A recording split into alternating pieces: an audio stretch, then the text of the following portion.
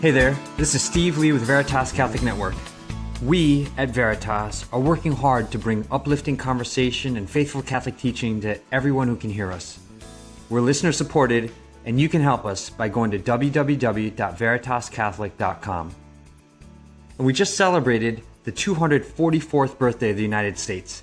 And appropriately, we're right smack in between the feast days of St. Junipero Serra, that was July 1st, and St. Kateri Tekakwitha, that's on July 14th. So today, Bishop Frank thought it'd be cool to take a quick look back at some of the history of the Church in America as seen through the eyes of some of our American saints.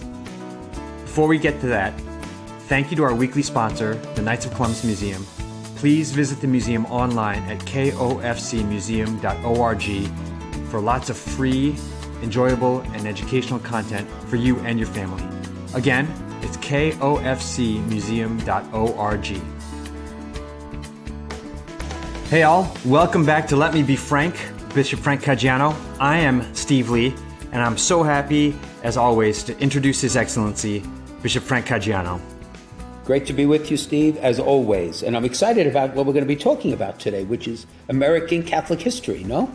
Yes, that's right. So for this week's episode, you and I, we'd planned to talk, to take a walk through some of the history of the Church in America as seen through the eyes of some of our saints. And as we were speaking before we started, it's important to put into context the way the Church, the way society has evolved throughout these past several hundred years here in the U.S. Mm-hmm. Yeah, I mean, many of us, in the memory that we have of the Church, probably we could characterize it as a very different experience than those who came before us. Right? And I think for us to talk about these remarkable women and men who are towering figures of holiness, who struggle with the questions of their own age, we need to remember a bit of the larger picture that defined the journey of Catholics from the birth, even prior to the birth of the country, all throughout those many decades. You know, and I, growing up in an immigrant family, understood one of the major ones, and that is we are a church of immigrants. And because we are a church of immigrants, the immigrant experience very much affected the psyche and the structure of the church. A perfect example, we're going to talk about St. Elizabeth Ann Seton, and she was so profoundly dedicated to education. And the Catholic school system, of which in many ways she is the foundress, the Catholic school system arose because Catholics in many parts of the country were not welcomed in public schools. Right. Public schools were, in fact, religious schools because the predominant religion was Protestant Christianity of many forms. You know, the Know Nothing Party of New York basically told Catholics to go take a hike in the public. So the church reacted by mandating the creation of those schools simply because the immigrants coming in such large numbers would have been completely condemned in poverty, or chances are would have to have gone home. Yeah. And the Catholic Church in the United States really helped build the United States. So we're immigrant. And therefore that opposition to Catholicism is not new. I mean, we live in a world now that secular society opposes a lot of, but we've been facing opposition from St. Peter and Paul. I mean, and the early martyrs of Rome. But even in this country, there was lots of discrimination. Yes. All right. And quite frankly, a lot of misinformation about Catholicism, which still goes on today, even in our, fairly well-educated society. It's amazing what people don't know about the church, or they think what we believe in the church.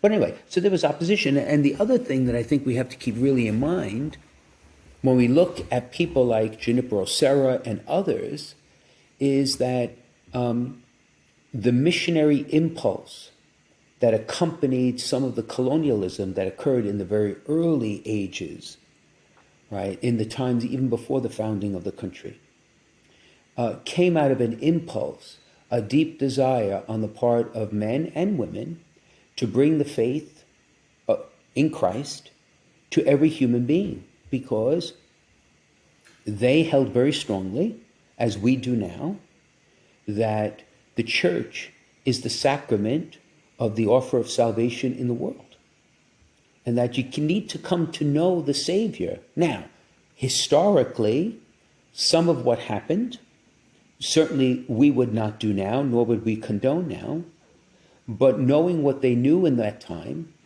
as best they understood it, I think in many cases, at least the cases of the people we're going to talk about, they tried valiantly, right, to both strive for holiness and also in their zeal try to preach and teach and convert people to the faith because of that impulse, their desire to have everyone know Jesus Christ and everyone go to heaven. So we were missionary for a very long time. Then we became established. And you think of figures like Cardinal Cushing or Cardinal Spellman, right, in the 50s. The church was established. Yes. And now, Steve, we're going back to missionary status. That's right. In a different world. And we're going to do it in very different ways. And we've learned from the excesses of the past and the mistakes of the past and even the sins of the past. But how do we now evangelize as the United States becomes missionary again for all people of faith, not just Catholics? Yeah. So history is cyclical too in some ways. Yeah. So it's a fascinating overview to see the rich, varied, and somewhat, complex history of American Catholicism. Mm-hmm. Yeah. And that history, it begins at the very beginning, at least of, Europeans coming here. So it starts as early as the 1600s. You had Isaac Jogues and the French Jesuits in the Northeast, Franciscan missionaries in Florida and other areas of the country.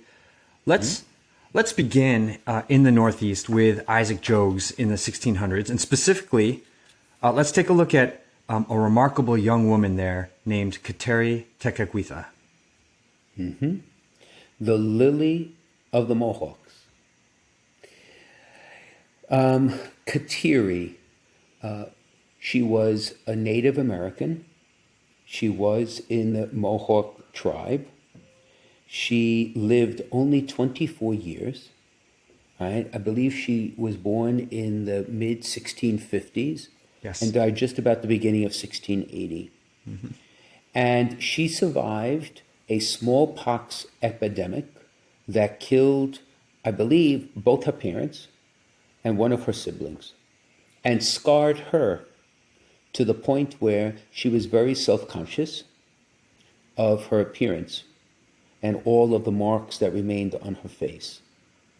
She converted to Catholicism only about 5 years before she died, having been exposed to it because, as you indicate, of the French missionary, right, many of them Jesuits, who came, right, to preach the gospel.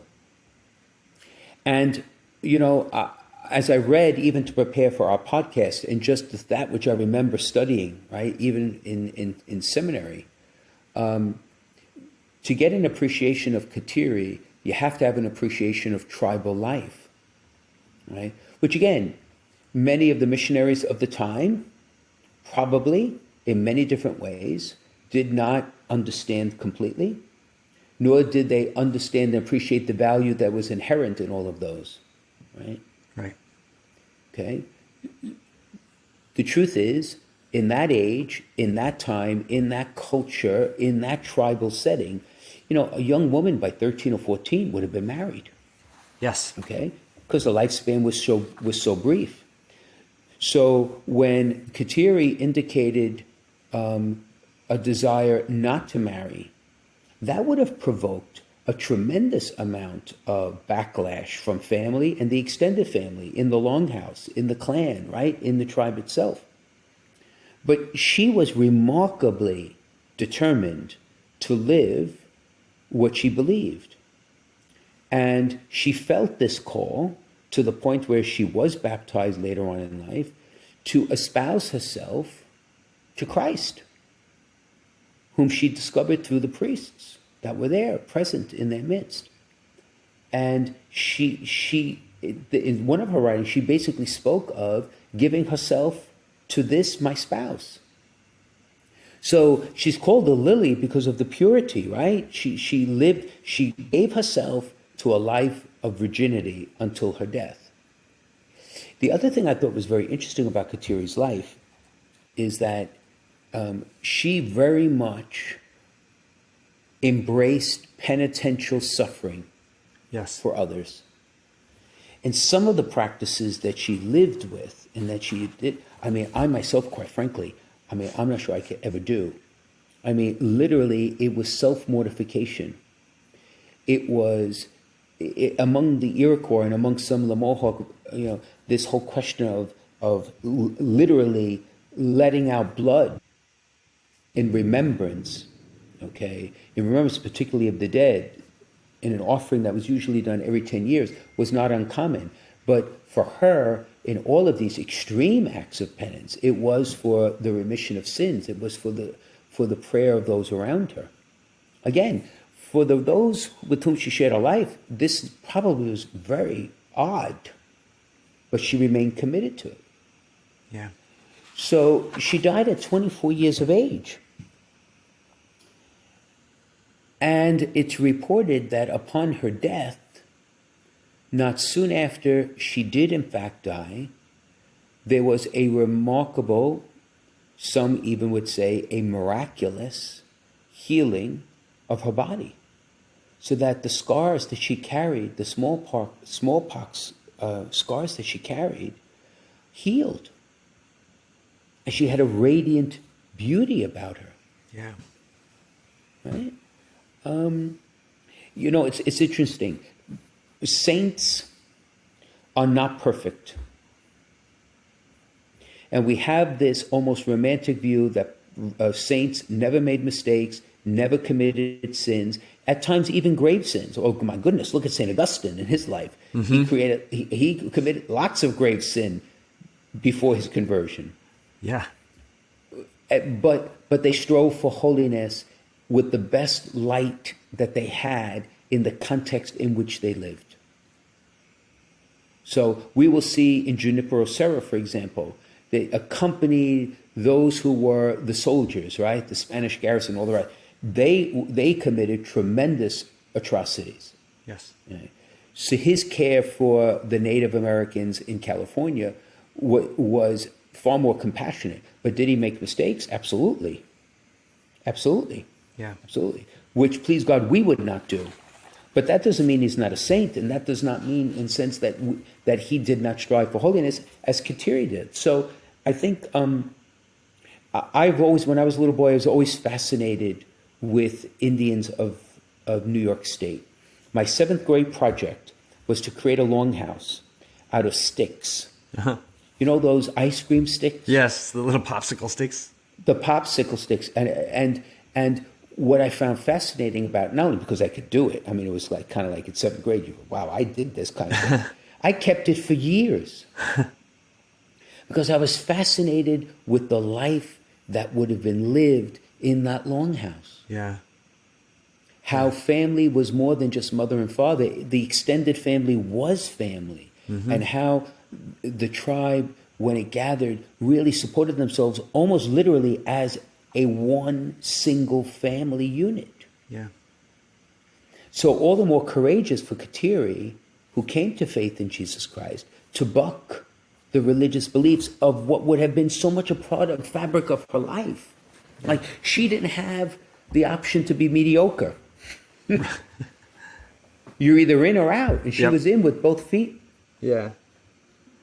Let's jump forward a little bit then. You already brought him up. So we're going into the 1770s, and we'll go across the country from New York and take a look at a man who I believe has been quite misunderstood in many ways, especially recently, and in some cases maligned.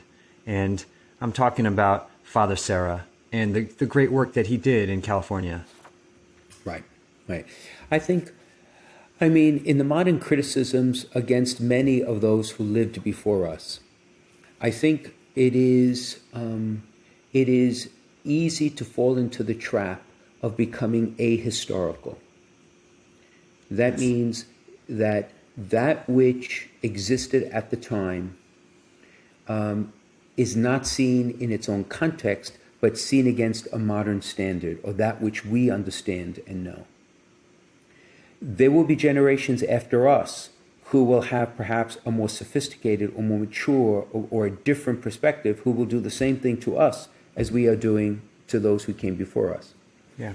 I think Mama used to say, you plant a flower in the garden, and without the garden, the flower is lost.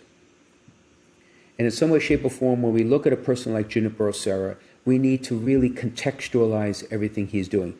And not, as I said, not excuse the mistakes that may have been made, but to understand what the motivation was. And in his own personal life, in a lot of the sacrifice of his life, in trying to be, in many times, a buffer to try to mitigate some of the brutality that the military officials were free to administer. Many times, Father Serra and his companions blocked most of that. Yes, that's right. Right? But his great desire as a missionary, for when he was a little boy, okay, his desire was to be a missionary, was to bring the gospel. And if I remember correctly, he wanted, right, to go into the East as well. But the truth of the matter is, he was raised as in a devout Catholic family.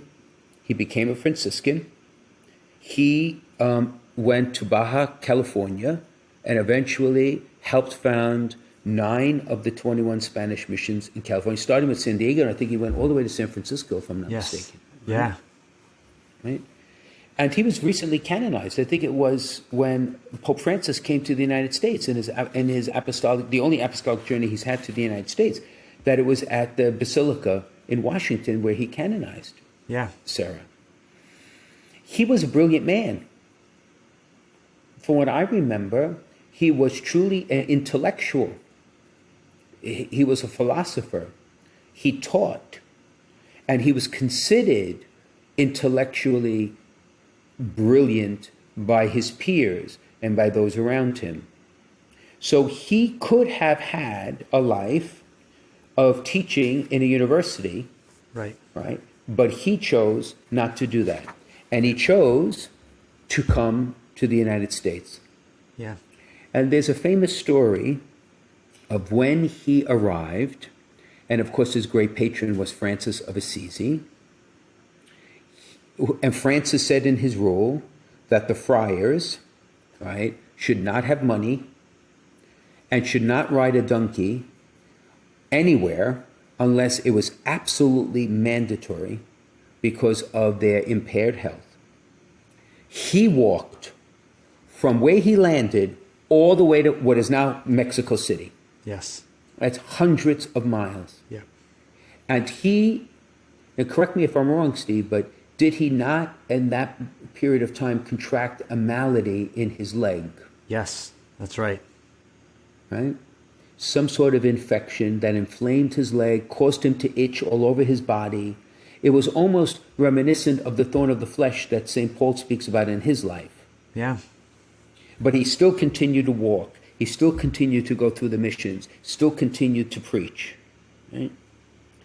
And so I think for Father Serra, one of the events in his life was he became the inquisitor of the region. And again, in those days, that task was to ensure that the faith was kept pure from all from all heresy and all mistakes. Now, in our modern age, we would do that differently. But it was motivated from the desire of his heart to make sure that people have a clear path to get to heaven. Because in the end, it is all about being with the Lord Jesus forever. So he also was no stranger to penances, right? There was the famous episode in his life where he took a stone and beat himself in the chest, and he gave himself palpitations. They actually thought that he had given himself a heart attack. Right? So it's kind of a similar thread, right? Yes. The missionaries went out, they were alongside the colonialists, and the military forces, many times they tried to, as best they could, to mitigate the cruelty and torture that would have happened at the hands of those individuals. Some of what they did in their attempt to preach the gospel, in hindsight, we look back and say, certainly in the modern age, we would not do that. But it was all motivated out of this deep, burning desire to bring everyone to faith so that everyone could have eternal joy and glory in the kingdom of heaven. Yes. And he lived a very penitential life himself on behalf of all the people that he tried to serve. Right. Is that a fair way of describing it? I think Anything so. that strikes you? You know, I think, as you mentioned, Excellency, it's important not to confuse the actions of the military with the actions of the missionaries. Father Serra strongly took issue with what the military was doing, and it's clear from Father Serra's own writings that his motivation was a missionary zeal to bring salvation, as you said, to the native people of California. So Right. And so we have this young nation. It's continuing to grow. In the colonies then, around this time, Thomas Jefferson then writes the Declaration of Independence, which is also signed by a very wealthy and prominent Catholic named Charles Carroll in Maryland. In 1789, Charles Carroll's brother, John Carroll, becomes the first American bishop in Baltimore. Mm-hmm. Mm-hmm. And in these days, when the scourge of slavery still existed here in America, mm-hmm. we had a great man in New York named Pierre Toussaint. And tell us about him, Excellency. No, what a fascinating man. All right? So he came to the United States because he was bought as a slave and arrived in 1787 in my former hometown, right, of New York. And he eventually won his freedom and took the name Toussaint because he wanted to take the name of the hero of the Haitian Revolution. He himself was Haitian. And to imagine once being a slave and with every reason on earth to certainly grow to resent those who held you in bondage or in slavery or as a possession, his response was totally different. Yes. His response was to open his heart and the wife that he married as a layman in charity and in an attempt to help others who were poor. In other words, the fact that he suffered, even though in many ways he found a niche which allowed him to be fairly well off. He became a hairdresser to the affluent of New York. And you know how people are. Once you have a barber you like, you stick with the barber. And he had both the demeanor and the talent to do extraordinary work in that regard. And I must tell you, I mean, in the pandemic that we're living in, how often do we take for granted? We've talked about this, like your hairdresser, your barber. Yeah. It's almost as if, but it is as noble a work as any other work. Yeah. Right? And he did extraordinarily well. So his temperament, his gentility, and his charitable heart was just extraordinary. And so much so, I still think he is the only layperson who is buried in St. Patrick's Cathedral. Yeah. Isn't that amazing? He's down there with all those cardinals. Right. He actually helped to raise money for the first St. Patrick's, which is downtown, right? Which was replaced by the new, what we call now St. Patrick's, the new St. Patrick's, which was built literally in the wilderness of Manhattan at the time. So what's the takeaway from Pierre Toussaint? Okay, he was freed at the age of 45. He lived to his mid-80s. Yeah. He was able, in his freedom, having married his wife, Juliet, who was 20 years younger than he, Toussaint lived a faithful Catholic life. He went to Mass every day, for 66 years, every single day. He was faithful to his vocation, and he did it with dignity and respect and honor. And he, in his charity, created a credit bureau and an employment agency and gave out charity to refuge for priests and those who were destitute and young children who were looking for education. He was one of the benefactors of the first New York City Catholic school for black children, which was unheard of in the public school system. So a remarkable man, a remarkable man of faith. Yeah. And I am praying that, please God, there will be miracles that will be confirmed on his behalf for his intercession, so one day he will be counted among the saints of this country. Yeah. So if you're out there and listening and you need a miracle, there's a good one right there. Without a doubt. Yep. He's just amazing because, like you said, Excellency, he had every reason to be bitter and angry, but he cared for the widow of the man who owned him as a slave after he died. He cared for her. He cared for so many people. It's amazing what the sacraments can do, right? Going to Mass every day for 60 years. Absolutely. It can heal even the deepest wounds and the deepest betrayals. And, again, to give a historical perspective, if someone were the master of a slave, that was not always adversarial. And many times, all right, yes, those individuals became part of the family. But nonetheless, the very structure is gravely evil. Right. Gravely evil. Yes. Yes. And easily can lead to resentment or bitterness. And in Pierre Toussaint's case, that was not the case. Right. That's a sign of authentic holiness. Yeah. On that note, let's take a quick break, Excellency, and come back and we'll continue the conversation on the other side. Catholic radio works, and now we have it here in Connecticut and New York. It's been seen around the country that there's no better tool for evangelization. Where there's Catholic radio, the folks who listen deepen their faith, families are strengthened, parishes and communities flourish. So, let people know you're listening to Veritas, tell your friends to tune in, and let's make an impact here for Jesus and His Church. This is Steve Lee for Veritas Catholic Network. Everybody, we're back with Bishop Frank Caggiano on Let Me Be Frank. We're talking about the history of the Church in America as seen through the eyes of American saints. And we've come up to the early 1800s, and we're going to turn our attention away from New York, away from California, to Maryland, to a woman named Elizabeth Ann Seton, who converted to Catholicism and then began doing really important work there out of Emmitsburg. And Excellency? Yeah, Elizabeth Ann Seton she established the first Catholic girls' school in the nation in Emmitsburg. She is the founder of the Sisters of Charity.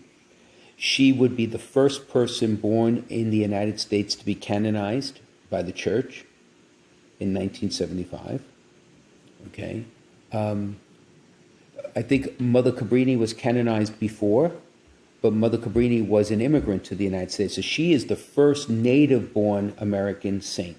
Yeah. And she's a convert, right? From the Episcopal Church into the Catholic Church. Right? Her life, as we chatted before we started the podcast, there were lots of ins and outs to Elizabeth Ann Seton's life that sometimes, to keep them straight in my head, there were a lot of people coming and going. Because again, right, she was part of a fairly affluent family, all right, in New York City originally, then came down to Emmitsburg when she gathered the sisters together, those girls that wanted to form the original Sisters of Charity. But there's one piece of her life that I find absolutely revelatory. Her natural mother died when she was 3. And her stepmother, who took her into a home when her father remarried, that marriage, her father with her stepmother, also ended in separation. And her stepmother rejected Elizabeth and her older sister. So when you're 3, you are old enough to remember really what happened. So this young woman, by the time she was in her late teens, had lost 2 mothers. Now consider for a moment, again, echoing what Pierre Toussaint, how that could have led someone to deep anger or bitterness. And she herself in her writing speaks of a time of darkness and grieving, but it didn't lead her to turn in on herself. What she did was she opened up her heart and went out of herself. Yes. Right? And that's a major dynamic, spiritual dynamic that should exist in every person's life. Right? The saints teach us that suffering is an invitation to holiness or bitterness, to go out of oneself in surrender to God and his, in many times, inscrutable love, or to close in on ourselves because we think we deserved something different and want to find the answer within ourselves and by our own means and the things we can do. And that second path is extremely dangerous spiritually. Yeah. But she did not do that. Yeah. So she knew wealth, and she also knew financial struggle, because I think her husband declared bankruptcy, if I remember correctly. Yes. Yeah, he did. So she knew both sides of the spectrum. Yeah. And then he got sick as well, and they went to Italy for him to recover, which is where she rediscovered or discovered the Catholic faith. Right. And then he died, and she started all this work. So I wanted to ask you, Excellency, about, so you mentioned the heartache that she saw in her life. I wanted to ask you about, she grew up in wealth. She married a wealthy man, and she... And very devout. Yes. In the Episcopal Church. Right, yes. And then, but she took everything she had and she gave it to the church and to Christ. And so this relationship, sometimes people think that there's an adversarial relationship between wealth and faith, but... Wealth is a blessing when used properly. It is a curse when it becomes an end in itself. There is not a thing we have or can do or can think that's not a gift. You know, those who have been blessed with material wealth, and many of us have, by earthly standards, even in the contemporary world, right? The vast majority of us live very comfortable lives compared to others who struggle very, very profoundly. And therefore, there's romanticism says, I have to physically give it all away in order to seek holiness. And that is not the case. What is the case is your possessions cannot possess you. If your possessions possess you, you're an idolater. You have taken the place God should have in your life and put something. It's like the Ebenezer Scrooge. It's funny you should say that. A few nights ago, I stumbled on the Disney cartoon of A Christmas Carol, which, by the way, was very well done. Or in July, I know, but what can I say? And that's the classic example of possessions possessing you. Yeah. Because of what he experienced in that fictitious narrative of the grief and the loss in his own upbringing, and the rejection at the hands of his fiancée because he chose to make his possessions his idol. So, no, that is a tremendous mistake to think that. Now, having said all that, those who accumulate a great amount of money need to be wary on the means by which they do that. Okay? Because many times it's done at the expense of others who are your colleagues, collaborators, or who work for you. And that, I believe, and the church would teach, would be a grave sin if you violate the dignity of others, including the dignity of right work and right wage, in order to amass wealth, which you then give away. Well, no, right? That it doesn't work that way. Yeah. So it's funny you say that St. Elizabeth Ann Seton went to Emmitsburg, Maryland, which she did, and she established St. Joseph's Academy, right? St. Joseph's Academy and Free School for Catholic girls. That's what it is named. And Mount St. Mary's really has its origin at that time, right? It was, if I believe, it was the first seminary created in the United States. First Catholic university. I could be wrong, but I'm almost certain that is. And therefore, it was all about caring for children and education and the poor, particularly poor children. And she died at 46 years old. Yeah. So by modern standards, she was still a young woman. For her own standards, perhaps that would have been the age, the lifespan of, women of that age. And yet we look back, and everything that has happened, look at the parochial school system. Tens of millions of children educated, formed, became leaders. It's just remarkable what one life can do. Yeah. Particularly when the life is animated by the power of grace. Yes. And Emmitsburg is definitely worth a trip. We went down there, and I wasn't sure. My kids were younger than they are now, and I wasn't sure how much they'd like it, but they loved Mount St. Mary's. And there's a shrine for Elizabeth Ann Seton there too, which was really, really peaceful and beautiful. So Catholics had always faced pretty widespread discrimination in America since the very first days of the Pilgrims in the 1600s. The discrimination, as you alluded to earlier in our conversation, it picked up in an alarming way in the mid-1800s. By that time, Catholics had become the single largest religious denomination in the U.S. thanks to massive immigration and high birth rates. And then, Excellency, you mentioned a group called the Know Nothing Society, which sprang up in 1884. And they, with their arrival, we saw the burning of Catholic churches and convents and the killings of priests all over the U.S. There was this persecution of Catholics, especially in the Northeast.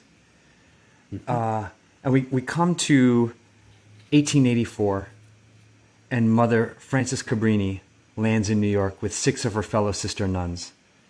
Tell us about Mother Cabrini. Well, she is definitely one of the people, if I am found worthy to get to heaven, I want to sit down and have a cup of coffee with this woman in heaven. I want to get to know this woman, because you talk about a steel will.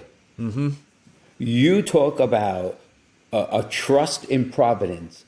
I think she founded over 70 institutions. Yes. And she would stand on the corners in New York City begging for money.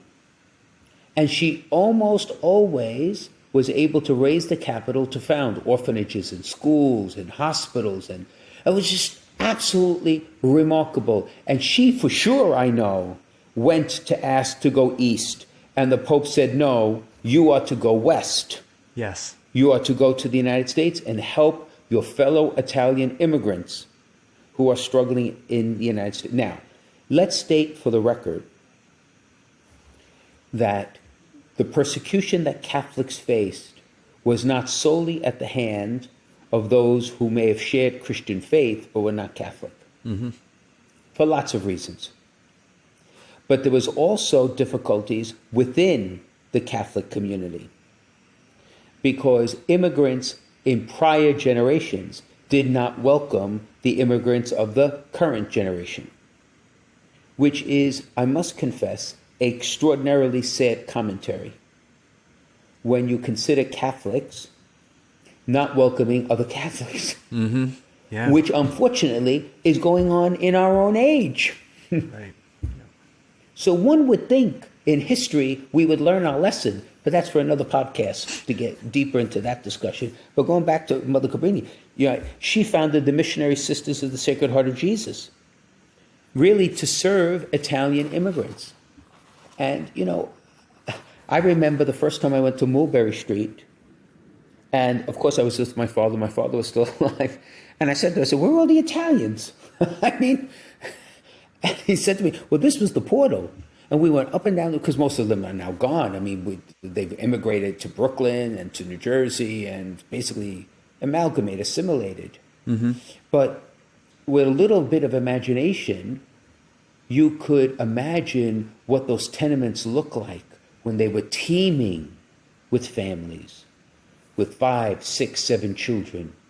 Yeah. And trying to make a wage and trying to find their way, all right, in a new country without the language. And because they did have trades, they were able to get into the trades, but just extraordinarily difficult. So the church went to the difficulty. See, Cabrini is the patron saint of immigrants. And when an immigrant comes to a new country, they need, above all else, to have those who will welcome them and walk with them. I'm not exactly sure most immigrants simply want a handout. Perhaps in the contemporary world, that may be more the case, because we all are drinking the water of self-centeredness or self-gratification. We're all guilty in some way, shape, or form. That's the air we breathe, and it's a secular society. But in that age, I'm not sure. But what they did need was initial help and some sort of support and some sort of companionship and some sort of attention to their religious needs. Since the various groups coming from England had from England and Ireland and Germany and Spain and Portugal and in Italy, we had very different cultural expressions of Catholicism. So even though she had delicate health, and I believe her uncle was a priest who influenced her early in life when she lived in Italy, she wanted to be a missionary, right? So she took Xavier. After Francis Xavier, she wanted to be a missionary. Once again, on fire. Yes. So, I mean, I'm not sure. I mean, I could keep going on and on because I'm biased, obviously, here in this question. I have a great love for Mother Cabrini because, let me tell you a quick story. Yes. Okay. When I was a young boy, I had a dear neighbor who came from a family who, when the family immigrated to the United States, in their time of need, went to the Catholic Church, to the local church, to ask for help, and they got the door closed on their face. And they found a welcome in a Protestant church, and then began worshiping in the Protestant church. Okay. The great towering figures like Cabrini were the church at its best to make sure that did not happen. Yeah. Right? Particularly among the Italian immigrants, but true for all immigrants. Yeah. So what's the examination of conscience for you and me and our listeners in our own age, with all that's going on and all the debate and all how immigrants are being treated? We talked about this in an earlier podcast. I very much believe that the laws of the country should be respected. Otherwise, a nation falls into anarchy and chaos. But I also believe that immigrants who do come to the United States need to be cared for and need to be helped to try to assimilate, but also to be able to have their basic human needs met. Cabrini understood that. Yes. You know, and that brings us right to the end of the 19th century. Well, I wanted to ask you, we're talking about all these strong and amazing American Catholic women. Have you ever heard of Sister Blandina? No. Okay. Nobody's heard of her that I've talked to yet. And I love her story. She was born in 1850 in Italy, in Genoa. And when she's 4 years old, her family immigrates to the United States, to Cincinnati. And when she was 16, she joined the Sisters of Charity. And she, like Mother Cabrini, she wanted to serve as a missionary. So she asked to be sent to the island of Trinidad. And instead, the superiors sent her to the Wild West, to Trinidad, Colorado. Really? Yeah.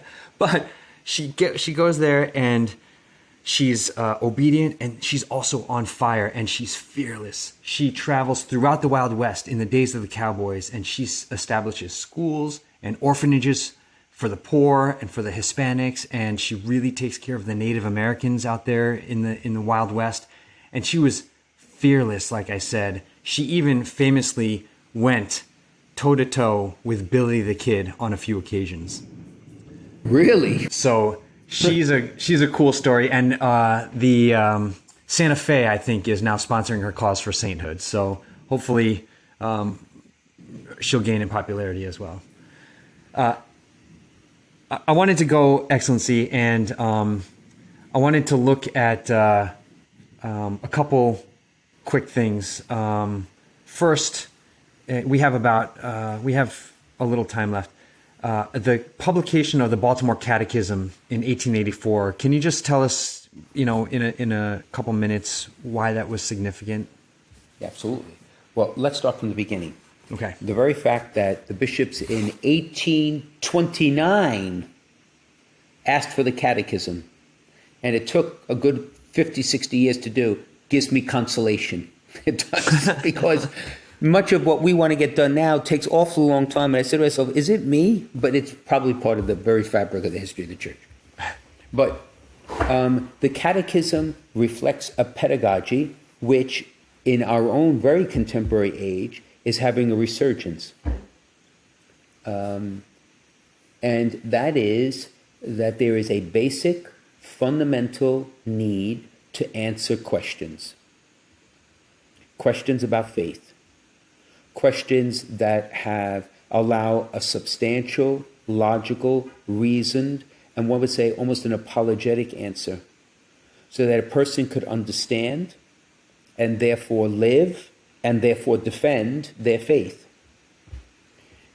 We've come to a period where people have not learned their faith well, and so therefore they're leaving a church that they don't understand, rejecting a God that nobody believes in, and they're rejecting doctrine that were never really taught to them. So the fundamental insight, I think, of the bishops of Baltimore was that if you don't have that tool, then you are leaving people to find the answers on their own, if they find them at all. Right. So the Baltimore Catechism has really been the mainstay almost to the 1960s, 70s.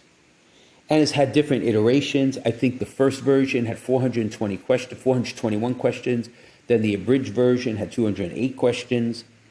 And the very first question, if I remember correctly, is one of them is, why did God make me? Yeah. Right? So, okay. Now, why did it fall out of use? It fell out of use because what you have heard me say before is that there are three transcendentals. Right. Truth, beauty, and goodness. The catechism works very well in a cultural context where beauty and goodness are the fabric within which we live. What do I mean? If people are going to church, if people have a devotional life, if people recognize the calendar of the church in their own homes, when they know of the feasts and the prayers and the rituals and the traditions, right? When they live a life that's basically rooted in virtue, trying to do service, then the real emphasis is the academic, the intellectual. But what happens if you don't have the liturgical life, you don't have going to Mass every Sunday, you don't have a knowledge of the traditions, you're not seeking a life of virtue? Is the intellectual path the only one we have to walk? And the answer is no. Yeah. So it's one of them. So it has served a phenomenal purpose, and I'm speaking now as the chair of the subcommittee on the Catechism, right, which is the Catechism of the Catholic Church, the St. John Paul II. It is an essential tool, but in our secular missionary world, it can't be the only tool, but it is an essential piece. The intellectual presentation of the faith is absolutely essential. Yeah. Yeah. And that's why it was just a huge part of life for Catholics for generations and generations and generations. And the new one should be now. So Yeah, I mean, yeah. And one last thing I wanted to ask you about. So these men that I'm going to mention, they weren't saints, but we are talking about the history. We're talking about the history of the church in America, and it was significant. We had Al Smith win a major party nomination for president in 1928 or 29, and we had JFK win the White House in 1960. Any thoughts in maybe 1 or 2 minutes on that, Excellency? Oh, you see, now my view on this is very peculiar. Let's go back in history. We talked about the early church being so evangelically dynamic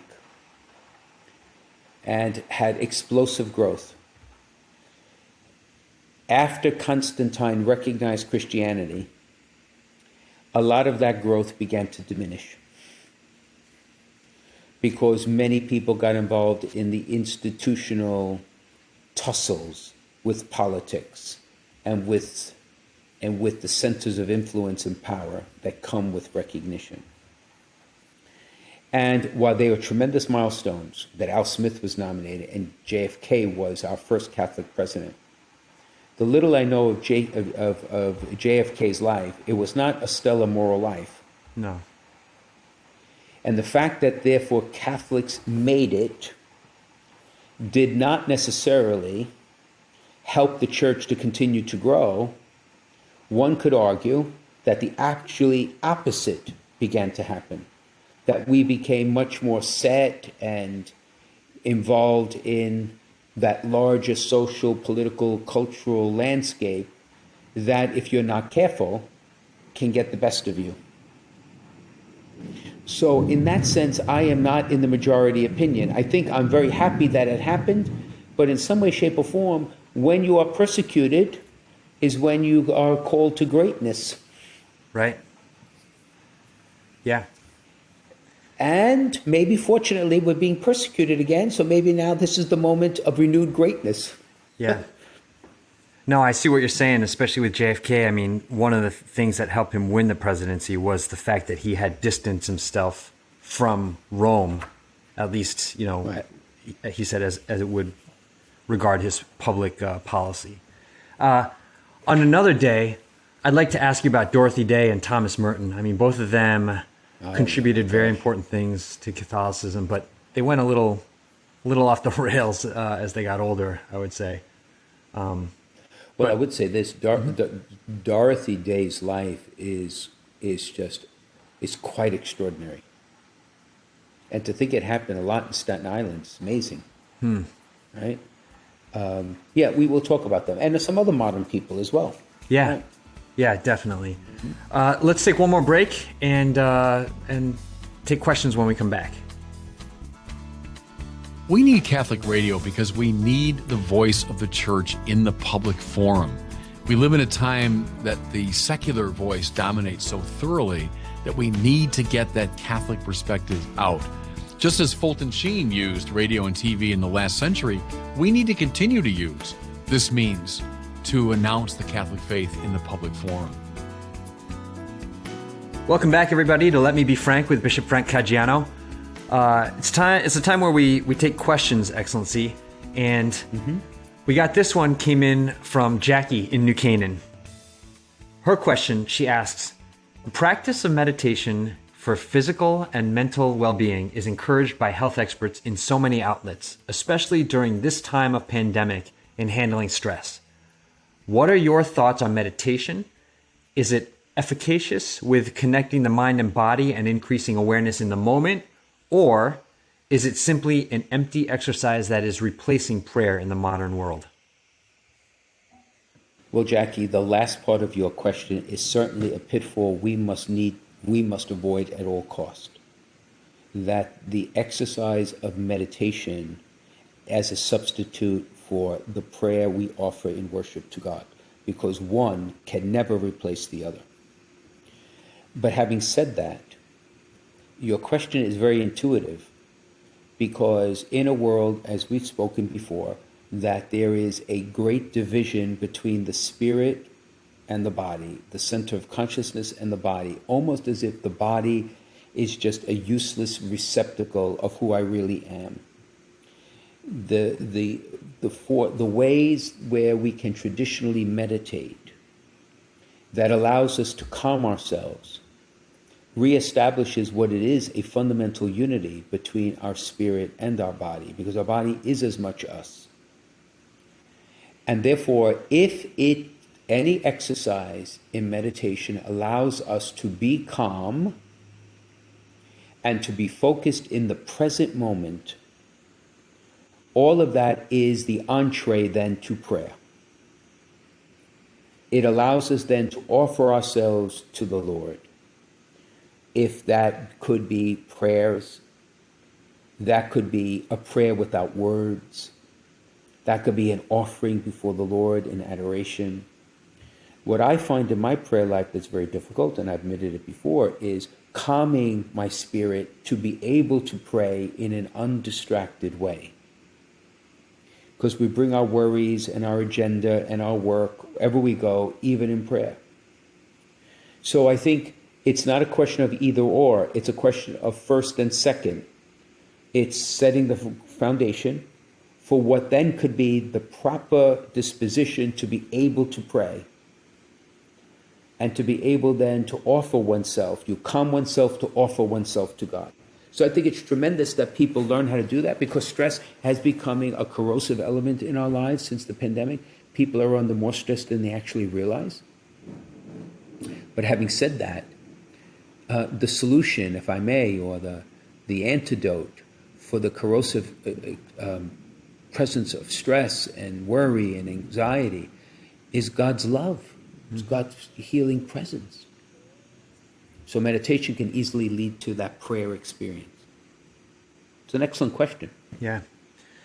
And keep the questions coming. If you're listening and you have a question, please send them in to questions@veritascatholic.com. You can also actually post them as a comment to any one of the shows that are put up on Facebook through the diocese or through the bishop's page or through Veritas's page. So, Excellency, thanks for walking us through the history of the Church in America today. Fascinating topic. Yeah, no, thank you for the opportunity. And thanks to our sponsor, the Knights of Columbus Museum. The Knights of Columbus Museum has been helping Let Me Be Frank bring solid Catholic content to you each week. So please check out kofcmuseum.org for more good content for your family. You can find Bishop Frank Caggiano on Facebook, Instagram, and Twitter. Veritas is there too. Excellency, would you please give us your blessing? Absolutely. In the name of the Father, Son, and the Holy Spirit, amen. Having celebrated this weekend of independence, we lift up to you, O Lord, ourselves, our communities and families, our nation. Bring it healing, bring it safety and protection. Help us to realize the dream of our founders, that we may be a country of equality, of justice, of prosperity, and of peace. And may we be inspired by the holy women and men who have gone before us, so that one day others will look to us and number us among the saints in your presence. And may you bless us in the name of the Father, and of the Son, and of the Holy Spirit. Amen. Amen. Thanks, Thank you, Excellency. Steve. Thank you. All the best. Okay, talk to you again next week. Okay.